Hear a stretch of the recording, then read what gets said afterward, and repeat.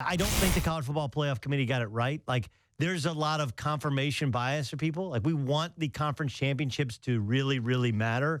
And we want to be told that a team with one loss is better than a team with two losses. That's just how mentally we work, even though we contradict ourselves constantly, right? Like, we're like, well, Western Michigan doesn't have any losses. Well, they didn't play in a real conference. Like, oh, okay.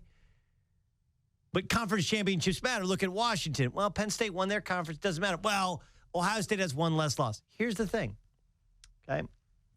To anybody who says conference championship games don't matter, the truth is they've never really mattered.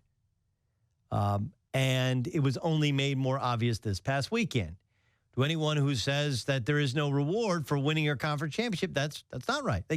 Penn State played for a conference championship. They won that. Okay? And the reward of that is the Rose Bowl.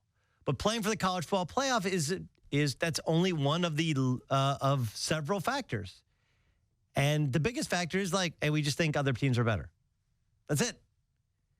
But if it was me, I would have put Michigan in because I think Michigan's better than Washington.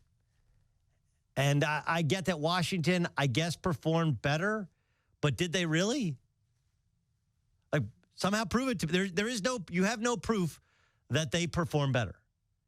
Yes, Michigan lost twice on the road. Washington lost badly at home. Michigan was undefeated in their non-conference, but played a better team in the non-conference in Colorado. Washington played Rutgers. My argument would be Michigan would probably be either undefeated or have one loss if they played Washington's schedule. We don't know. And Washington gets the reward. It gives some sort of balance where you have a team in the West Coast. You had the Midwest represented. You have Alabama. And, of course, now we're still setting up, we're still gearing towards Alabama versus Ohio State, which will be a ratings bonanza for the folks at ESPN. You can say they got it right because that's just confirmation bias to if you're a writer or if that's what you've thought or you go by the rankings, whatever. But I honestly believe if you kind of search your soul, and I have friends that are big Washington Husky fans. If you search your soul and said, hey, Washington plays Michigan tomorrow on a neutral field, who do you think is going to win?